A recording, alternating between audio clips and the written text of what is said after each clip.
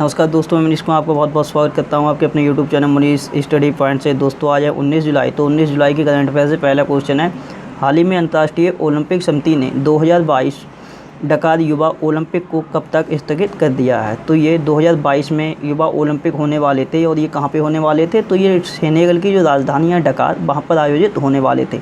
लेकिन कोविड-19 के कारण अब इनके लिए पोस्टपोन कर दिया गया है। और ये कब तक पोस्टपोन किए गए हैं, तो ये 4 साल तक पोस्टपोन किए गए हैं। अब ये कब होंगे, तो ये 2026 में होंगे। और होने वाले कब थे, तो ये 2022 में होने वाले थे। और बात करें ये 2022 में जो डकार युवा ओलंपिक हैं, इनके लिए पोस्टपोन करके 2026 में पहुंचा दिया गया है। तो ये कहाँ आयोजित होंगे, कहाँ पे, तो ये 2026 में आयोजित किए जाएंगे अफ्रीका में। और अफ्रीका में आयोजित होने वाला ये पहला ओलंपिक भी होगा। वहीं बात करें अंतर्राष्ट्रीय ओलंपिक समिति की, तो इसकी स्थापना हुई थी 1894 में। मुख्यालय है लुसाने, स्विट्जरलैंड में, और अध्यक्ष हैं थॉमस बक। बात करते हैं क्वेश्चन नंबर सेकंड की। तो सेकंड क्वेश्चन है, हाल ही में साइब हर नामक वर्चुअल जागरूकता अभियान किस राज्य की पुलिस द्वारा शुरू किया गया है। तो ये साइब हर नामक एक वर्चुअल जागरूकता अभियान है और ये तेलंगाना राज्य की पुलिस के द्वारा शुरू किया गया है। सबसे पहले तो यहाँ पे ये साइबर नहीं है, ये साइब हर है। यहाँ पे ये जो C/B है, ये मतलब कि ये साइब इंडिकेट करता है साइबर के लिए, और ये हर जो है हर इंडिकेट करता है फीमेल्स के लिए। तो राज्य में हो रहे बच्चों तथा महिलाओं के ऊपर जो ऑनलाइन अपराध हैं, तो उनसे निपटने के लिए ये तेलंगाना राज्य की पुलिस के द्वारा चलाया जाएगा ये अभियान, जिसका नाम रखा है साइब हर। और ये तेलंगाना राज्य की पुलिस के द्वारा चलाया जाएगा। बात करें अगर तेलंगाना की, तो तेलंगाना की राजधानी है हैदराबाद। मुख्यमंत्री हैं के चंद्रशेखर राव, राज्यपाल हैं डॉक्टर तमिलसाई सौंदरराजन, और तेलंगाना हाई कोर्ट के मुख्य न्यायाधीश हैं राघवेंद्र सिंह चौहान। वहीं बात करेंगे तेलंगाना की, तो अभी कुछ समय पहले ही जो तेलंगाना राज्य में हरियाली को बढ़ावा देने के लिए, ज़्यादा से ज़्यादा पौधे लगाने के लिए एक कार्यक्रम का आयोजन किया गया था। और इस कार्यक्रम का क्या नाम था, तो हरित हरम कार्यक्रम। और इसका कौन सा संस्करण था, तो ये 6वां संस्करण था। वहीं बात करेंगे तो राज्य में अपने किसानों को मौसम संबंधी जानकारी देने के लिए TS वेदर नाम से एक मोबाइल एप्लीकेशन भी लॉन्च किया था। वहीं अगर बात करें तो कुछ समय पहले ही फसलों की खेती को विनियमित करने वाला पहला राज्य भी बना था। कौन, तो ये तेलंगाना ही बना था। वहीं बात करेंगे तो तेलंगाना का एक प्रोडक्ट है जिसके लिए तेलिया रूमाल के नाम से जानते हैं। तो इसके लिए तेलिया रूमाल के लिए कुछ समय पहले GI टैग भी मिल चुका है।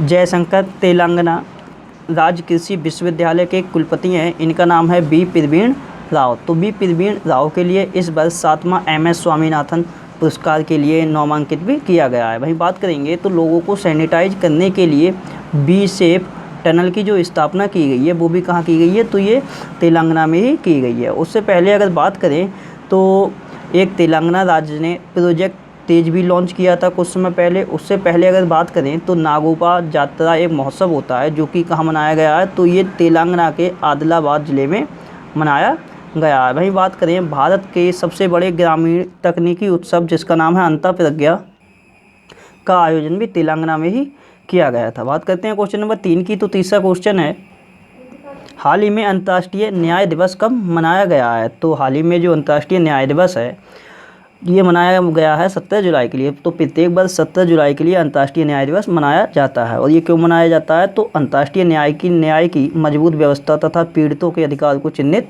करने के लिए हर वर्ष अंतर्राष्ट्रीय न्याय दिवस 17 जुलाई के लिए मनाया जाता है। वहीं बात करें कि 17 जुलाई को ही क्यों मनाया जाता है, तो 17 जुलाई 1998 में ही अंतर्राष्ट्रीय जो क्रिमिनल कोर्ट है, मतलब कि अंतर्राष्ट्रीय न्यायिक जो न्यायालय है, उसकी स्थापना हुई थी। अगर बात करें अंतर्राष्ट्रीय न्यायालय की, तो उसका मुख्यालय कहाँ पड़ता है, तो ये मुख्यालय पड़ता है द हेग नीदरलैंड में। बात करते हैं क्वेश्चन नंबर 4 की। तो चौथा क्वेश्चन है, हाल ही में किस फुटबॉल टीम ने ला लीगा 2020 का खिताब जीता है। तो ये एक फुटबॉल प्रतियोगिता है ला लीगा। अब इसका जो खिताब जीता है वो जीता है रियल मैड्रिड ने। और ये रियल मैड्रिड की 34वीं जीत है, मतलब कि ला लीगा का अब तक 34 बार खिताब जीत चुका है। कौन, रियल मैड्रिड। तो इस बार 2020 का भी खिताब जीत लिया है रियल मैड्रिड ने। और टोटल कितनी बार जीता है, तो ये 34वीं बार जीता है। अगर वहीं बात करें तो कुछ समय पहले आपके लिए ध्यान होगा कि ला लीगा के भारत में ब्रांड एम्बेसडर बनाए गए थे। इनका क्या क्या नाम था? तो इनका नाम था रोहित शर्मा। रोहित शर्मा। और ये रोहित शर्मा ये कौन है? तो ये भारतीय क्रिकेटर हैं और ये पहली बार हुआ था कि किसी भी अन्य खेल से संबंधित खिलाड़ी के लिए ला लीगा का ब्रांड एम्बेसडर बनाया गया था।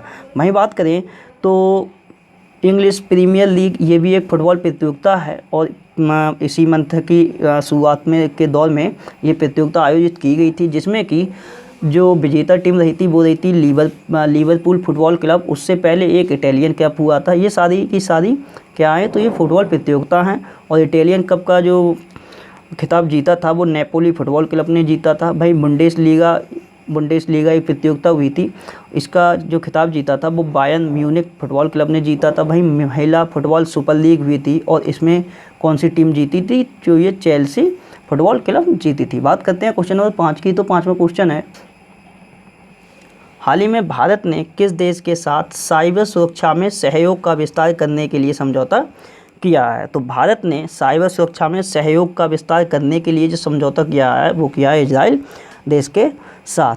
वहीं बात करें तो ये साइबर सुरक्षा में सहयोग का विस्तार करने के लिए जो समझौता किया है इजराइल के साथ। अब इसमें क्या होगा? तो साइबर जो अभी लॉकडाउन चल रहा है कोरोना वायरस के कारण, तो इसमें जो सारे काम जो भी हो रहे हैं वो कैसे हो रहे हैं? तो ऑनलाइन हो रहे हैं। तो उसके लिए जो साइबर सिक्योरिटी है वो बहुत ज़्यादा ज़रूरी है। तो साइबर सिक्योरिटी को ही बढ़ावा देने के लिए ये साइबर सुरक्षा में सहयोग का विस्तार करने के लिए समझौता किया गया है भारत और इजराइल के बीच में। वहीं बात करें तो ये साइबर सुरक्षा के मामले में भारत और इजराइल के बीच जो समझौता किया गया था ये 2018 में किया गया था और यहाँ पे उस साइबर सिक्योरिटी में सहयोग का विस्तार किया जा रहा है। ठीक, अगर बात करें इजराइल की तो इजराइल की राजधानी जेरूसलम मुद्दा है न्यू शेकेल और संसद भी यहाँ की इम्पोर्टेंट है, जिसके लिए बोलते हैं नेसेट।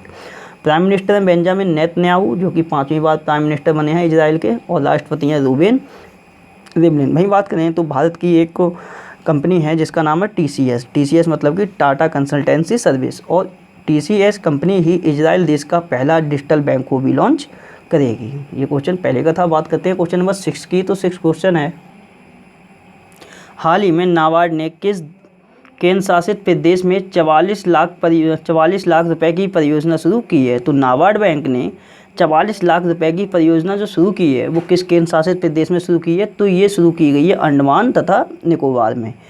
अब अगर बात करें ये जो 44 लाख रुपए की परियोजना शुरू की है नाबार्ड ने अंडमान निकोबार में, तो इसका मेन उद्देश्य क्या है?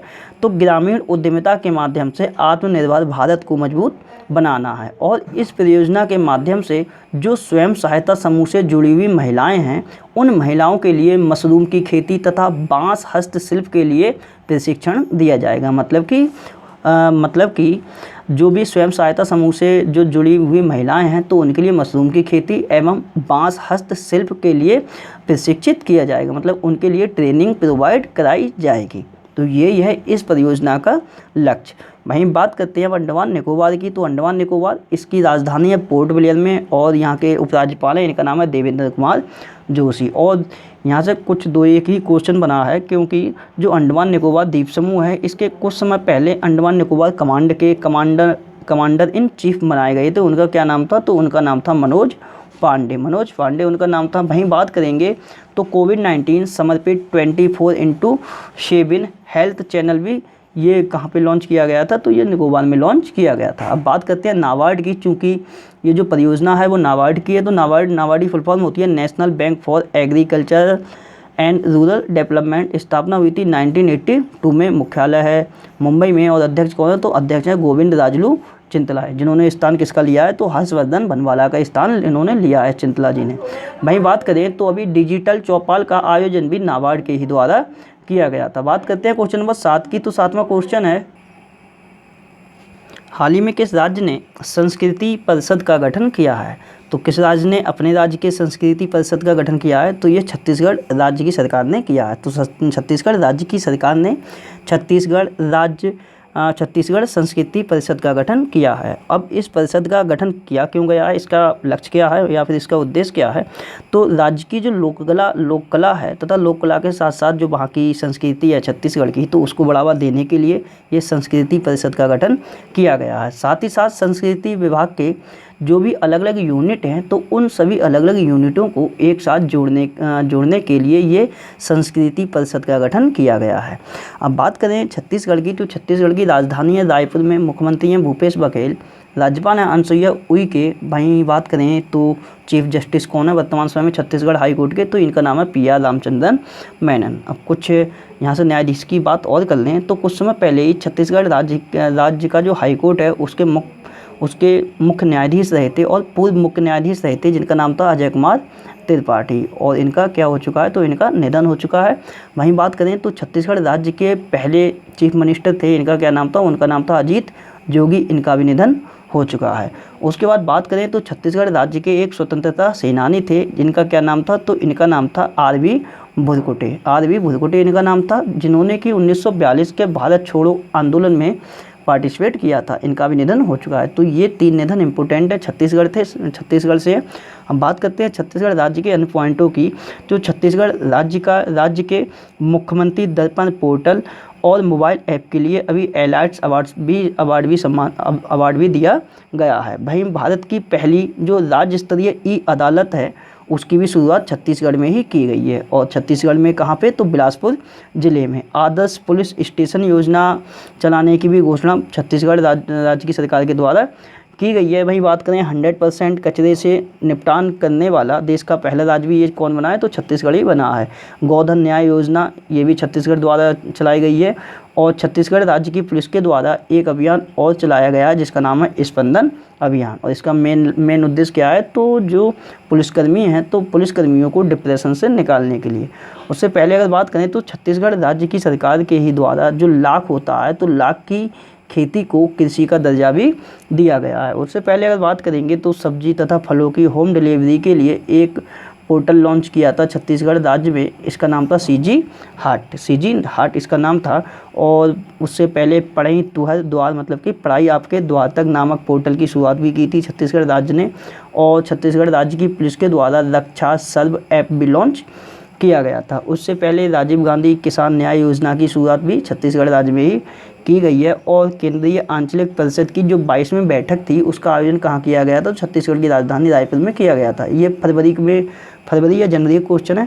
वहीं बात करें तो जनवरी माह में छत्तीसगढ़ राज्य की पुलिस ने युवाओं को नौकरी खोजने में मदद करने के लिए एक ऐप लॉन्च किया था, जिसका नाम था संगी ऐप। बात करते हैं क्वेश्चन नंबर 8 की, तो 8वां क्वेश्चन है, हाल ही में मैनचेस्टर यूनिवर्सिटी ने किस फुटबॉल खिलाड़ी को डॉक्टरेट की मानद उपाधि प्रदान की है? तो ये मार्कस रैशफील्ड है, जो कि इंग्लैंड के फुटबॉल खिलाड़ी हैं। तो इनके लिए जो मैनचेस्टर यूनिवर्सिटी है, उसने अब डॉक्टरेट की मानद उपाधि प्रदान की है।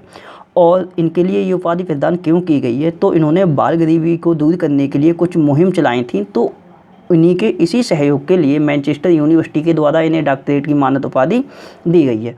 बात करें इनकी मार्कस रैशफोर्ड की, तो ये इस यूनिवर्सिटी से, मतलब कि मैनचेस्टर यूनिवर्सिटी से डॉक्टरेट की उपाधि प्राप्त करने वाले विश्व के सबसे कम उम्र के खिलाड़ी हैं। और इनकी उम्र कितनी है, तो मात्र 22 वर्ष इनकी आयु है। बात करते हैं नेक्स्ट क्वेश्चन की, तो नेक्स्ट क्वेश्चन है, हाल ही में किस IIT संस्थान ने मेडिकेब नामक पोर्टेबल अस्पताल विकसित किया है? तो ये मेडिकेब नामक एक पोर्टेबल अस्पताल है, ये विकसित किया है IIT मद्रास ने। अब ये यहाँ पोर्टेबल अस्पताल का मतलब क्या है, और इस अस्पताल का मतलब ये है कि इस अस्पताल को 4 व्यक्तियों द्वारा 2 घंटे में कहीं भी स्थापित किया जा सकता है। मतलब कि ये टेम्परेरी है या फिर अस्थायी है, मतलब कि पोर्टेबल है एकदम।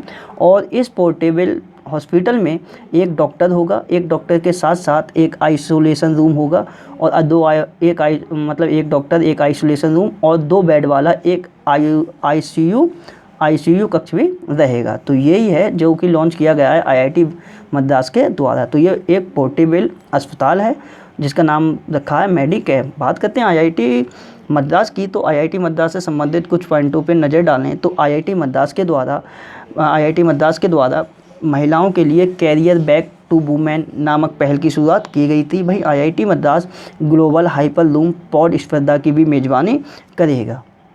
और आईआईटी मद्रास के ही प्रोफेसर हैं जिनका नाम है टी प्रदीप, मतलब कि थलपल प्रदीप। तो इनके लिए विज्ञान तथा प्रौद्योगिकी के क्षेत्र में निक्केई एशिया पुरस्कार 2020 भी प्रदान किया गया है।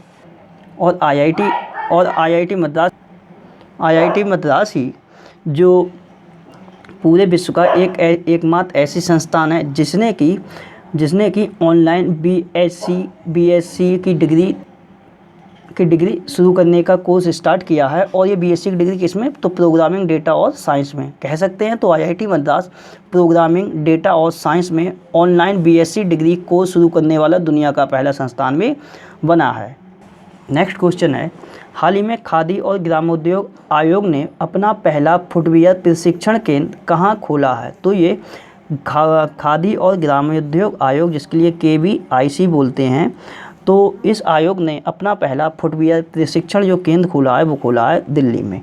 और इस केंद्र के द्वारा जो फुटवियर बनाने वाले लोग होते हैं तो उनके लिए 2 माह तक प्रशिक्षण दिया जाएगा। तो ये चीज़ याद होनी चाहिए। तो खादी और ग्रामोद्योग जो आयोग है उसका पहला ये फुटवियर प्रशिक्षण केंद्र और कहाँ खोला गया है, तो ये दिल्ली में खोला गया है। इसका उद्देश्य है KVIC द्वारा, मतलब कि खादी और ग्रामोद्योग आयोग के द्वारा फुटवियर बनाने वाले जो लोग हैं उनके लिए ट्रेनिंग प्रदान करना। और ये ट्रेनिंग कितनी माह की रहेगी, तो 2 माह की रहेगी। बात करते हैं दिल्ली की, तो राजधानी नई दिल्ली में है। और मुख्यमंत्री कौन है, तो अरविंद केजरीवाल हैं। उपराज्यपाल हैं अनिल बैजल। और chief justice of Delhi high court ये कौन है, तो ये हैं DN पटेल। दिल्ली से याद कर लीजिए, एक 5T योजना यहाँ पे लॉन्च की गई थी, ऑपरेशन शील्ड यहाँ पे चलाया गया था। और एक्सेस कोरोना नामक ऐप भी यहीं पे लॉन्च किया गया था। अब बात करते हैं खादी और ग्रामोद्योग आयोग की, तो इसके लिए KVIC बोलते हैं। और इंग्लिश में फुल फॉर्म बोलें तो khadi village and industrial commission. स्थापना हुई थी 1956 में, मुख्यालय मुंबई में है। और चेयरमैन कौन है, तो विनय कुमार सक्सेना। और ये खादी और ग्रामोद्योग आयोग से एक क्वेश्चन और भी है कि इस आयोग के द्वारा पहला Patola sari silk processing plant जो है वो कहाँ स्थापित किया गया था, तो वो गुजरात के सुरेंद्रनगर जिले में स्थापित किया गया था। गुजरात का सुरेंद्रनगर जिला। बात करते हैं क्वेश्चन नंबर 11 की, तो 11वां क्वेश्चन है, हाल ही में किस राज्य की सरकार ने राज्य की 6 जिला जेलों में कोविड वार्ड बनाने की घोषणा की है। तो ये जो घोषणा की है वो की है मध्य प्रदेश की सरकार ने। तो मध्य प्रदेश की सरकार ने घोषणा की है कि वह अपने राज्य के 6 जिले की जो मतलब कि 6 जिलों की जो जेलें हैं उनमें कोविड वार्ड बनाएगा। और बात करें ये 6 जिले कौन कौन से हैं, तो एक तो है सागर, उसके बाद एक है ग्वालियर, एक है इंदौर, और उसके बाद एक है उज्जैन, जबलपुर और भोपाल। तो ये 6 ज़िले हैं। और इन 6 जिला जेलों में अब कोविड वार्ड बनाने की घोषणा की है मध्य प्रदेश की सरकार ने। बात करें मध्य प्रदेश की, तो राजधानी है भोपाल में मुख्यमंत्री हैं शिवराज सिंह चौहान। और राज्यपाल के रूप में अभी अतिरिक्त राज्यपाल के रूप में कौन कार्यरत है, तो इनका नाम है आनंदीबेन पटेल। और चीफ जस्टिस कौन है, तो ये हैं अजय कुमार मित्तल। बात करते हैं मध्य प्रदेश की संबंधित कुछ अन्य पॉइंटों की, तो अभी मध्य प्रदेश की सरकार के द्वारा कोविड-19 योद्धा कल्याण योजना की शुरुआत की गई थी। जीवन शक्ति योजना ये मध्य प्रदेश में ही लॉन्च की गई थी। जीवन अमृत योजना ये भी मध्य प्रदेश में ही लॉन्च की गई थी। संकल्प योजना की जो शुरुआत की गई थी वो मध्य प्रदेश के उमरिया जिले की पुलिस के द्वारा किया गया था। वहीं मिड डे मील राशन की सुविधा देने वाला देश का पहला राज्य मध्य प्रदेश ही बना है। उसके बाद बात करें तो मुख्यमंत्री जन कल्याण संबल योजना की शुरुआत हुई है मध्य प्रदेश में। देश की पहली FIR आपके द्वार योजना चना पादुका पहल की शुरुआत भी हुई है मध्य प्रदेश में ही। और मध्य प्रदेश के झाबुआ जिले की जो आजीविका मिशन की आदिवासी महिलाएं हैं उनके द्वारा दीदी वाहन सेवा का भी प्रारंभ किया गया है। वहीं बात करें तो प्रधानमंत्री स्वनिधि योजना लागू करने में जो मध्य प्रदेश है वो शीर्ष राज्य रहा है। अभी कुछ समय पहले ही रोको टोको नामक एक अभियान भी मध्य प्रदेश में ही लॉन्च किया गया था। और एशिया का सबसे बड़ा जो सोलर प्लांट है वो कहाँ स्थापित किया गया है, तो मध्य प्रदेश के रीवा जिले में स्थापित किया गया है। वहीं बात करेंगे तो हमारा घर हमारा विद्यालय योजना ये भी मध्य प्रदेश में ही लॉन्च की गई है। बिजली चोरी को रोकने के लिए एक निष्ठा विद्युत मित्र योजना की शुरुआत भी मध्य प्रदेश में की गई है। और मुख्यमंत्री शहरी पथ व्यवसायी उत्थान योजना की शुरुआत भी मध्य प्रदेश में ही की गई है। थैंक्स मॉम नामक वृक्षारोपण अभियान की शुरुआत भी मध्य प्रदेश में की गई थी। उससे पहले बात करें तो रोजगार सेतु योजना की शुरुआत भी मध्य प्रदेश में ही की गई है। श्रम सिद्धि अभियान बुखार क्लिनिक की भी शुरुआत मध्य प्रदेश में ही की गई है। एक संसदीय अभियान भी चलाया गया था और उससे पहले बुखार क्लिनिक की भी शुरुआत की गई थी मध्य प्रदेश में। और सबको मिलेगा रोजगार जो योजना है उसकी भी शुरुआत मध्य प्रदेश में ही की गई है। बात करते हैं क्वेश्चन नंबर 12 की। तो 12वां क्वेश्चन है, हाल ही में किस राज्य सरकार द्वारा health service on your door step नामक पहल शुरू की गई है? तो ये health service on your door step नामक जो पहल है ये शुरू की गई है महाराष्ट्र राज्य की सरकार के द्वारा। और इस पहल का नाम क्या रखा गया है? तो health service on your door step. अगर बात करें इस पहल की तो ये पहल है क्या? तो इस पहल के अंतर्गत विभिन्न टीमें बनाई जाएंगी जो कि राज्य के विभिन्न क्षेत्रों में कोविड-19 जो भी संक्रमित व्यक्ति होंगे तो उनके लिए ढूंढने में मदद करेंगी। मतलब कि इस पहल के द्वारा विभिन्न टीमें बनाई जाएंगी, मतलब कि कई टीमें बनाई जाएंगी और प्रत्येक जो टीम है वो कोरोना संक्रमित व्यक्तियों को राज्य में ढूंढने का काम करेगी ताकि उन्हें ढूंढकर उनका इलाज किया जा सके। बात करें महाराष्ट्र की तो राजधानी मुंबई में है। मुख्यमंत्री उद्धव ठाकरे हैं, राज्यपाल हैं भगत सिंह कोश्यारी और चीफ जस्टिस कौन है? तो ये हैं दीपांकर दत्त। वहीं बात करें दुनिया के सबसे बड़े प्लाज्मा थेरेपी परीक्षण केंद्र की शुरुआत भी महाराष्ट्र में की गई है। और प्लाज्मा थेरेपी टेस्टिंग कार्यक्रम जिसका नाम है प्रोजेक्ट प्लेटिना, उसकी भी शुरुआत महाराष्ट्र में ही की गई है। उसके बाद महापरवाना योजना भी लॉन्च की गई है। कहाँ पे? तो ये महाराष्ट्र में। और महाराष्ट्र के अभी नए मुख्य सचिव बनाए गए थे, उनका क्या नाम था? तो उनका नाम था संजय कुमार। और आत्मनिर्भर जो पेट्रोल पंप है उसकी भी शुरुआत कहाँ की गई है? तो महाराष्ट्र के पुणे शहर में ही की गई है। बात करें क्वेश्चन नंबर 13 की। तो 13वां क्वेश्चन है, हाल ही में किसने इनका नाम है तंगमाज जनजाति पर लिखी गई पुस्तक का विमोचन किया है? तो ये तंगम जो है, इसे तंगम जो पढ़ेंगे तो तंगम जनजाति पर लिखी गई जो पुस्तक है उसका विमोचन किया गया है। जो अरुणाचल प्रदेश के मुख्यमंत्री हैं इनका नाम है पेमा खांडू। तो पेमा खांडू ने तंगम जनजाति पर लिखी गई पुस्तक का विमोचन किया है। और ये जो बुक है वो अरुणाचल प्रदेश के जो विलुप्त होते संप्रदाय है तो उसको मतलब कि ये बुक अरुणाचल प्रदेश के विलुप्त होते समुदाय की भाषा जो है कौन सी भाषा होती है? तो वो तंगम भाषा होती है, तो उस पर आधारित है। और ये जो समुदाय होता है वो ये जो अरुणाचल प्रदेश है, अरुणाचल प्रदेश के ऊपरी सियांग एक ज़िला है, उस ज़िले के कोकिंग एक गांव का नाम है कोकिंग, तो उस गांव में ये निवास करते हैं। और इनकी जनसंख्या ज़्यादा नहीं है। 2016 में एक सर्वे किया गया था, उस सर्वे में इनकी संख्या मात्र 250 के आसपास बताई गई थी इस समुदाय की। बात करें अगर अरुणाचल प्रदेश की तो अरुणाचल प्रदेश की राजधानी है ईटानगर और मुख्यमंत्री तो यही हैं पेमा खांडू और राज्यपाल हैं ब्रिगेडियर BD मिश्रा और चीफ जस्टिस हैं अरुणाचल प्रदेश के, इनका नाम है अजय लांबा। बात करते हैं अरुणाचल प्रदेश से अन्य पॉइंटों की। तो अरुणाचल प्रदेश के ही एक व्यक्ति हैं जिनका नाम है केजंग टी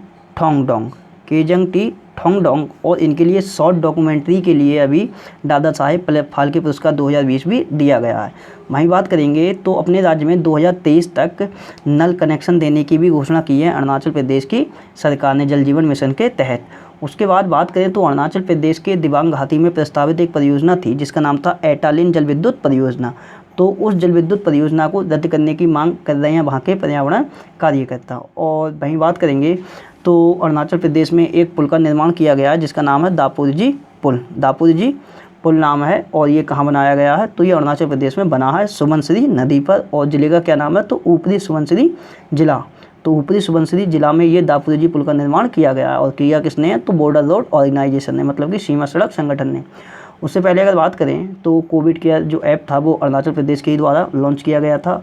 और कागज रहित कार्यवाही के लिए ई-विधान परियोजना भी लागू की है अरुणाचल प्रदेश ने ही। उससे पहले अगर बात करें तो भारतीय सेना का पहला जो पर्वतीय अभ्यास था हिमविजय, उसका भी आयोजन कहाँ किया गया था? तो अरुणाचल प्रदेश में ही किया गया था।